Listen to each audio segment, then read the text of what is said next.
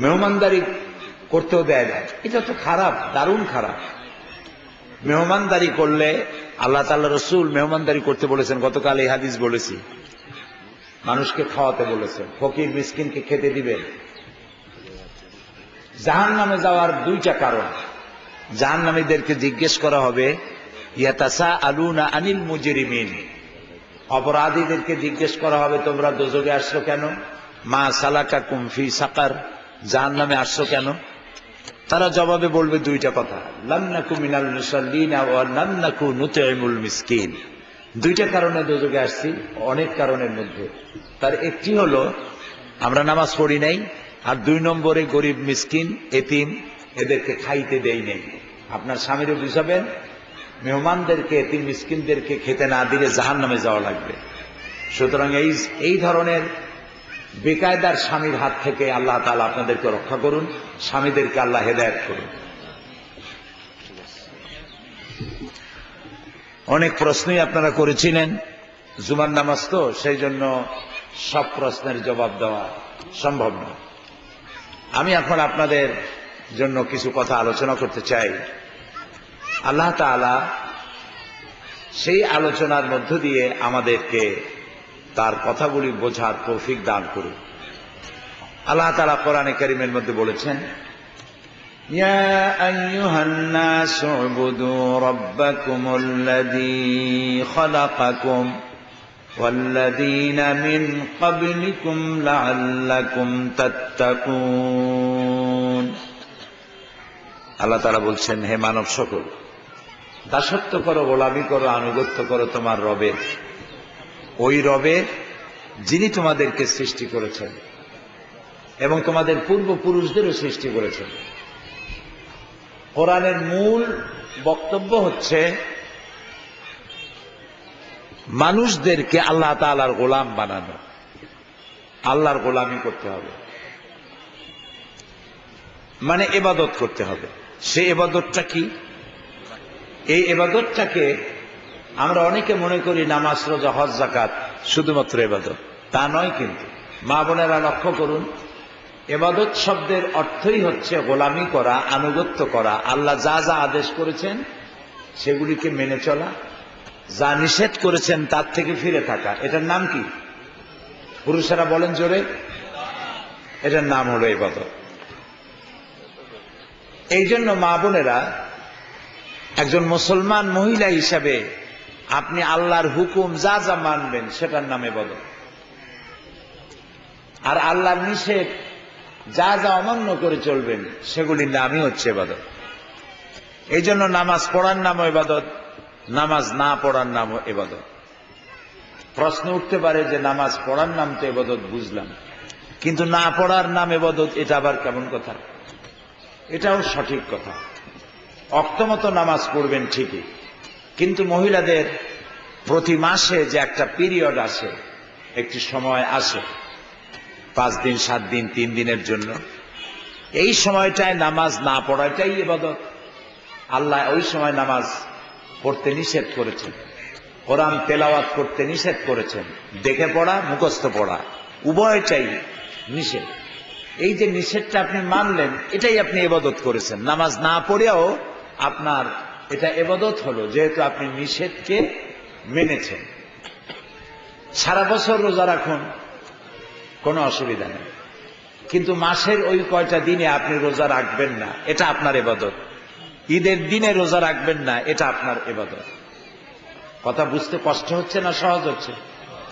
তাহলে আল্লাহর হুকুম মানাটাই হলো ইবাদত, নিষেধটা থেকে ফিরে থাকাটাও হচ্ছে ইবাদত। মুসলমানের সব কাজ ইবাদত। এই যে দেখুন, আপনারা মা বোনেরা, আপনি আপনার স্বামীর আনুগত্য করছেন, তার মনসন্তুষ্টির প্রতি লক্ষ্য রাখছেন, এটি আপনার ইবাদত। রাসূলুল্লাহ বলেছেন, কোন মহিলার মৃত্যু যদি হয় এমন অবস্থায় যে তার স্বামী তার প্রতি সন্তুষ্ট ছিল, রাসূলুল্লাহ বলেছেন মেয়ে লোকটিকে আল্লাহ জান্নাত দান করবেন। মেয়ে লোকটি জান্নাতে যাবে শুনিয়া আপনারা আস্তে সুবহানাল্লাহ বললেন। নবী করিম সাল্লাল্লাহু আলাইহি ওয়াসাল্লাম মহিলাদের জন্য আল্লাহ তাআলা নিজেও মহিলাদের জন্য সবকিছু সহজ করেছেন। তাদের জন্য ইবাদত করা খুবই সহজ, জান্নাতে যাওয়াটাও খুবই সহজ আল্লাহ করে দিয়েছেন। সুবহানাল্লাহ বলুন। মহিলারা যখন গর্ভবতী হন, পেটে যখন সন্তান আসে, তখন শরীরের মধ্যে একটি পরিবর্তন সূচিত হয়। এই পরিবর্তনের কারণে তার মুখে রুচি হারায় ফেলে, তখন সে ক্ষুধা থাকতেও খেতে পারে না। এই যে খেতে পারে না ক্ষুধা থাকতেও, রাসূলুল্লাহ বলেছেন এই অবস্থা মেয়ে লোকটির যতদিন থাকবে, গর্ভবতী নারী, ততদিন রোজা থাকলে যে সওয়াব হতো, আল্লাহ সেই সওয়াব মেয়ে লোকের আমলনামায় লিখে দিবেন। রাসূলুল্লাহ বলছেন গর্ভে সন্তান থাকাকালীন অবস্থায় মায়ের ভালো ঘুম হয় না, সন্তান পেটে নড়াচড়া করে, ঘুম ভেঙে যায়।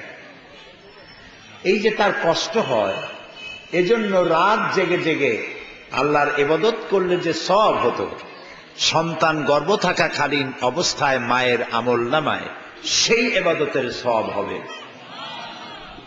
নারী যখন ডেলিভারি করে, বাচ্চা প্রসব করে, জিহাদ করলে যে সওয়াব হয়, নারীর ওই অবস্থায় আল্লাহ সেই সওয়াব দিবেন। বাচ্চা যখন মায়ের দুগ্ধ পান করে, একটি মরণোন্মুখ মানুষকে বাঁচাতে পারলে যে সওয়াব হয়, সন্তানের মাতৃদুগ্ধের প্রত্যেকটি চোষায় সেই সওয়াব আল্লাহ তাআলা মায়ের আমলনামায় লিখে দেন। কারণ এই দুধের ফোঁটা বাচ্চার গলায় না গেলে গলা শুকিয়ে বাচ্চা মারা যেত। সুবহানাল্লাহ। তো নারীকে আল্লাহ কত সহজে ইবাদতের সওয়াবগুলি দিচ্ছেন।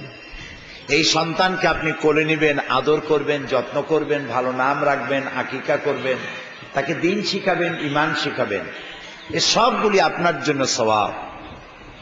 রাসূলুল্লাহ যখন জিহাদ এবং শাহাদাতের ফজিলত বয়ান করতেছিলেন, তখন একজন মহিলা জিজ্ঞেস করলেন, ইয়া রাসূলুল্লাহ, পুরুষেরা তো জিহাদ করবে, শহীদ হবে, জান্নাতে যাবে, আমাদের কি হবে? রাসূলুল্লাহ বললেন, তোমাদের ঘর তোমাদের জন্য জিহাদ। সুবহানাল্লাহ। তোমরা ঘরে থাকো, এটাই তোমাদের জন্য জিহাদ। সন্তানদেরকে মানুষ করো। একটা মা যদি ভালো হয়, একটি পরিবার ভালো হয়ে যায়। সুবহানাল্লাহ। মায়ের চাইতে সন্তানের জন্য উত্তম শিক্ষক আর নাই। মাই পারে সন্তানকে ভালো বানাতে অথবা খারাপ বানাতে। সেই জন্য আপনার সওয়াবের কোনো অভাব নাই। আপনি রান্না করবেন, বিসমিল্লাহ বলে রান্না শুরু করলেন, রান্না শেষ না হওয়া পর্যন্ত এটা আপনার জন্য ইবাদত। আপনি খাবার পরিবেশন করছেন, এটি আপনার জন্য ইবাদত। আপনি স্বামীর আনুগত্য করে চলছেন, এটি আপনার ইবাদত। তাহলে দেখা গেল নারী সবটা ইবাদতের মধ্যে শামিল। কিন্তু আপনাকে লেখাপড়া করতে কোথাও বাধা দেওয়া হবে না, চাকরি করতে বাধা দেওয়া হবে না। আপনি পর্দায় থাকবেন, শালীনভাবে চলাফেরা করবেন। মা বোনদেরকে আল্লাহ তাআলা এই সুযোগ এবং সুবিধা দিয়েছেন জীবনের সব ক্ষেত্রে। সেজন্যে মা বোনদের উচিত হবে জীবনটাকে সুন্দর করে সাজানো এবং নিজের সৌন্দর্যকে অপরকে না দেখানো। নারীকে আল্লাহ তাআলা অপরূপ সাজে সজ্জিত করেছেন, তাদেরকে অনেক সৌন্দর্য দান করেছেন। এই সৌন্দর্য পরপুরুষের সামনে এক্সিবিশন করার জন্য নয়, প্রদর্শনী করার জন্য নয়, এটি শুধুমাত্র স্বামীর জন্যে। সেই জন্য মনে রাখতে হবে, এই পৃথিবীতে স্বল্পকালীন সময় আমরা পৃথিবীতে এসেছি, একদিন এই পৃথিবী থেকে আমাদেরকে বিদায় গ্রহণ করতে হবে। সেদিন আমাদের সাথে কেউ যাবে না। আপনার আলমারিতে অনেক শাড়ি আছে, আপনার সিন্ধুকে অনেক স্বর্ণালঙ্কার আছে, মরলে পরে মাত্র 5 টুকরা কাপড় পাবেন। এক রত্তি সোনা আপনার সাথে দেওয়া হবে না। স্বামী যাবে না, সন্তান যাবে না, বালিশ যাবে না, বিছানা যাবে না। একাকিত্বে শুয়ে থাকতে হবে অন্ধকার কবরে। এই যে কবরে যাবেন, কেউ যাবে না সাথে, সেই কবরে গেলে পরে যার সাথে সম্পর্ক গভীর না হলে পরে শান্তি পাওয়া যাবে না পরজীবনে, তার সাথে যদি সম্পর্ক নিবিড় করা না যায় তাহলে সেই দুঃখের কোনো অবসান হবে না। বলতে পারেন সেই নিবিড় সম্পর্ক, গভীর সম্পর্ক, আত্মার সম্পর্ক কার সাথে করতে হবে? আল্লাহর সাথে। মা বোনদেরে বলি, আল্লাহর সাথে সেই নিবিড় সম্পর্কে স্থাপন আপনারা করবেন। আপনাদের প্রতি আল্লাহর দয়া অনেক বেশি। লক্ষ্য করুন, আদম আলাইহিস সালামকে সৃষ্টি করে আল্লাহ তাআলা হযরত হাওয়াকে সৃষ্টি করেছেন এবং দুজনকে একসাথে পৃথিবীতে নির্বাসিত করেছেন। গন্তব্য দুজনেরই ছিল আরাফাতের ময়দান। একজনকে পাঠানো হলো সিংহলে, আরেকজনকে পাঠানো হলো জেদ্দায়। জেদ্দায় যাকে পাঠানো হলো তিনি নারী, আর সিংহলে যাকে পাঠানো হলো তিনি কে? নাম কি? আদম আলাইহিস সালাম। গন্তব্য কোথায়? আরাফাত। আরাফাত মানে পরিচয়, পরিচিতি। দুজনকে দুই জায়গায় ফালানো হলো। একজনকে ফালানো হলো সিংহল, যেখান থেকে আরাফাত হাজার হাজার মাইল দূরে। এর দ্বারা ইঙ্গিত করা হলো, এর সিগনিফিকেন্স হলো এই, আদম তুমি পুরুষ, তোমাকে দুর্গম গিরি কান্তার মরু দুস্তর পারাবার, লঙ্ঘিতে হবে রাত্রি নিশীতে যাত্রীরা হুঁশিয়ার। জাতীয় কবির ভাষায়, তুমি পুরুষ, তোমাকে পাহাড় পর্বত নদী নালা মরুভূমি সমতল অসমতল ইত্যাদি দরিয়া পাহাড় নদী অতিক্রম করে আরাফাতে পৌঁছতে হবে। আর হাওয়া, তুমি নারী, তোমার শক্তি কম, কোমল শরীর। এই জন্য আরাফাত মাত্র 150 কিলোমিটারের মধ্যেই আল্লাহ দিলেন এবং প্রথম দিনই বলে দেওয়া হলো নারীর পরিশ্রম কম, তাকে কম পরিশ্রম করতে হবে। যেহেতু বেশি পরিশ্রম নারীর জন্য নয়, তার সৃষ্টির উদ্দেশ্যই ভিন্ন। একজনের পথ দেওয়া হলো 150 কিলোমিটার, আর একজনকে দেওয়া হলো হাজার হাজার মাইল। দুজনে গিয়ে আরাফাতে জাবালে রহমতে মিলিত হলেন। সুতরাং নারীর কাজ ইট ভাঙ্গা পাথর ভাঙ্গা নয়, নারীর কাজ সুবরি গাছ থেকে সুবরি পাড়া, খেজুর গাছ কাটা, তাল গাছে উঠে তাল পাড়া, মাঝিগিরি করা, এগুলি নারীর কাজ নয়। সমান অধিকারের নামে যেসব নারীরা এই সব কাজ করতে আসে, তারা নারীত্বের অবমাননা করে। নারীর কাজ শিক্ষকতা করবে, পোলাইট কাজ, যেসব কাজ তাদের জন্য সহজ, নার্সিং, ডাক্তারি পেশা, মানবতার সেবা করা, আর্তের সেবায় এগিয়ে আসা, সমাজের কল্যাণ করা, সহজ সাধ্য যেগুলি, সেগুলি নারীর জন্য। এই জন্য হযরত আয়েশা সিদ্দিকা রাদিয়াল্লাহু তাআলা আনহা শিক্ষয়িত্রী ছিলেন। হাজার হাজার সাহাবী তার কাছে কোরআন এবং হাদিস শিখেছেন। তিনি যুদ্ধের সেনাপতির দায়িত্ব পালন করেছেন।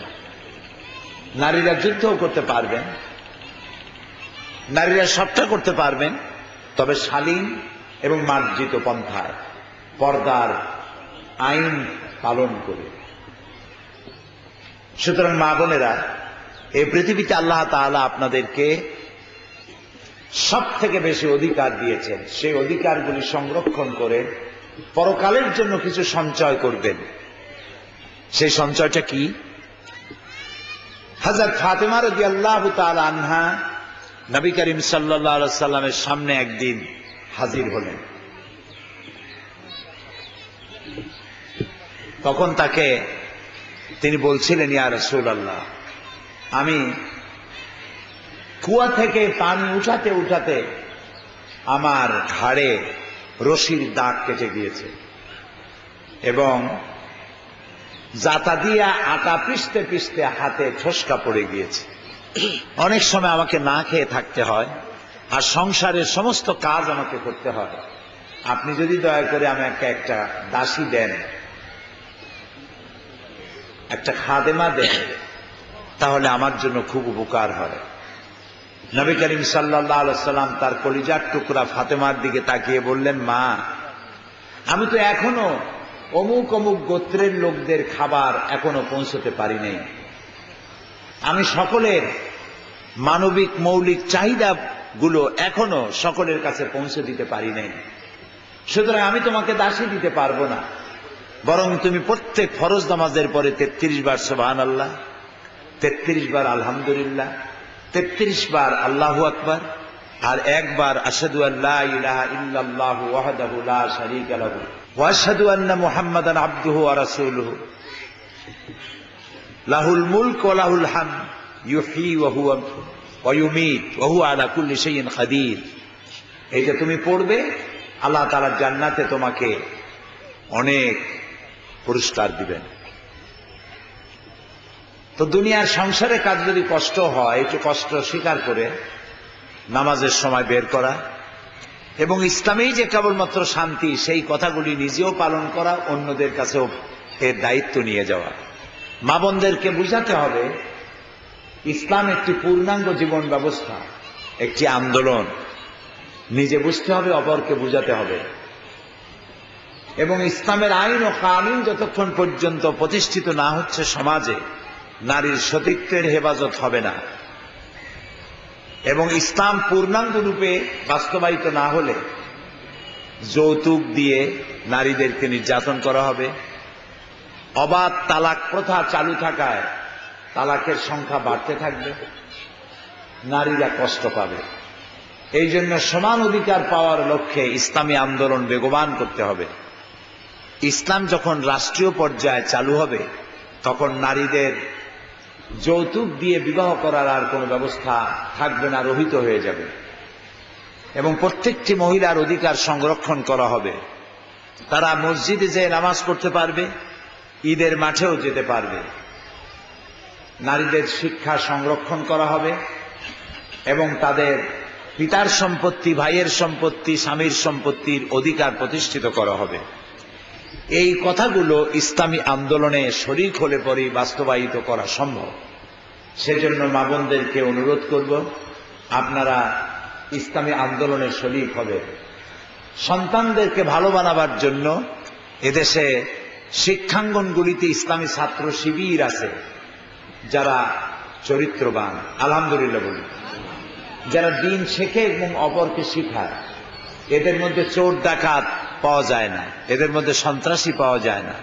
এরা দোকানে বাকি খাইয়া দোকানদারকে কষ্ট দেয় না।